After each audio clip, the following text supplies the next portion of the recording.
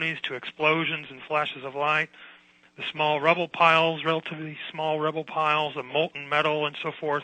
They can ignore all of that because they state that they're only talking about the point at which the buildings are poised for collapse. They won't go into the evidence that relates to the actual collapse itself. And in their frequently asked questions response of last year, just before the 5th anniversary of 9/11, they did talk a little bit about questions that were being asked, and most of those were about the demolition hypothesis, like the metal pouring from the side of the building and so forth. And they came up with responses, again, that were not just non-satisfactory, but raised even more questions as to how they could possibly be stating these things and continue to call themselves scientists. But, back to this computer simulation, part of the NIST report states that they had pruned their analysis tree. They had taken all these less severe and base case experiments out of their report, and of course they can't justify that. They use some fairly elaborate language. They talk about orthogonal factorial design of experiments, and ultimately we find out that they don't even use that correctly. We get into the details in explaining that. We will in our appeal, of course. But NIST also talks about the floor sagging in response to our request for correction and the steel temperatures. And ultimately, they tell us that they threw out the results of all those experiments and they didn't use them in their computer models, which is absolutely astounding, really. I've been saying that myself for a couple of years, but they come right out and say in their response that the floor sagging in the tests can't be compared or used in the computer models. So we have to ask ourselves, why did they perform all these tests? Why did they spend all this money? Will the public be reimbursed for all these tests if they never were able to use them? And that's the same thing for the steel temperature tests. And now they're claiming that, sure, the temperatures were far too low to do any of the softening or so forth that would need to be. They're finally admitting that now. They're essentially admitting that by saying that the samples were too small in order to extrapolate and to use in their computer models. But that's absurd, of course. They sifted and sorted through a huge, what they call an enormous amount in their earlier progress reports. They sorted through an enormous amount of steel evidence in the landfills and so forth, and selectively picked steel samples from the fire and impact zones. And they used those to try and determine the steel temperatures seen within the World Trade Center towers. And in doing so, they found that the temperatures were very low, only about 250 degrees Celsius.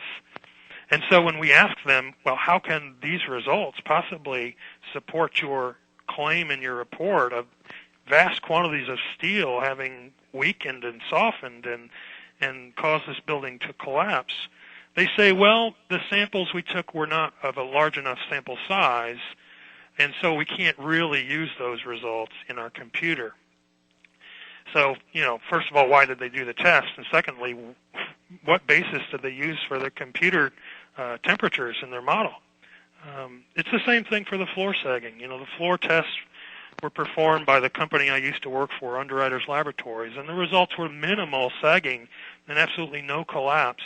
They were barely affected even after longer periods of time in the furnace. Well, let's talk about that for a moment. You lost your job at Underwriters Laboratory for basically spilling the beans on the structural integrity of the steel in the towers prior to collapse. Yeah, 3 years ago, I wrote a letter to NIST myself because I had been asking for answers within my own company. I was a laboratory manager at UL, and I was the top manager at the Underwriters Laboratories site in South Bend, Indiana.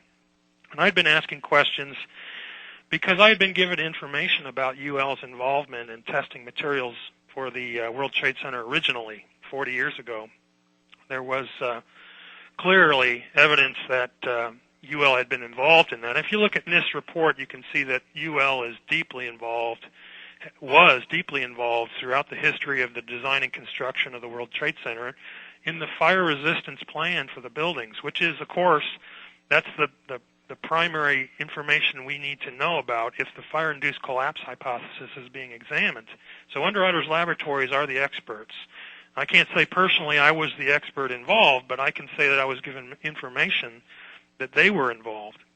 And so asking questions over a year and not getting answers, I wrote a letter to NIST, having seen their draft report come out in October of 2004, and I asked them how these steel temperatures they found could possibly support their claims, which at the time were that huge quantities of steel had softened. All the core columns had softened, all the floors had softened, all the perimeter steel columns had softened.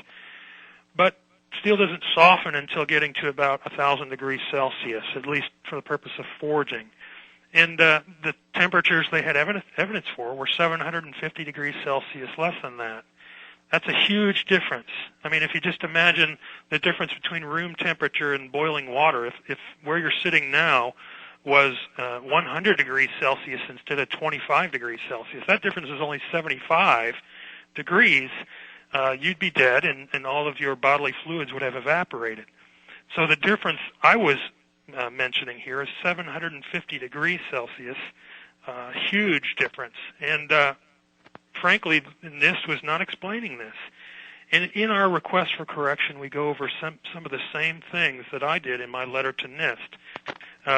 My letter did get me fired. I have a letter of termination that states exactly this. You wrote this letter. You harmed our relationship with our client NIST. You used poor judgment and so forth.